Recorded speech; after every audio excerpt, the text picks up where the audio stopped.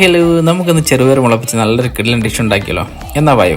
അപ്പോൾ അറിയാന്നുള്ള സ്കിപ്പ് ചെയ്യിക്കുള്ളൂ, അറിയാത്തവർക്ക് വേണ്ടി മാത്രമാണ്. നമുക്ക് ചെറുപയർ 8 മണിക്കൂർ കുതിർക്കാൻ വെച്ചതിന് ശേഷം നമുക്ക് മുള വരുമ്പോൾ നമുക്ക് ടിഷ്യൂ പേപ്പറിലോ നനച്ച ടിഷ്യൂ പേപ്പറിലോ അല്ലെങ്കിൽ നനച്ച തോർത്തിലോ ഇട്ടിട്ട് നമുക്ക് അടിപൊളി വിത്ത് നിരത്തണം. വീഡിയോ എനിക്ക് ഇടാൻ പറ്റില്ല, സോറി, ക്ഷമിക്കുക. എന്നിട്ട് 3 ദിവസം കഴിയുന്നതിന് മുള വരും.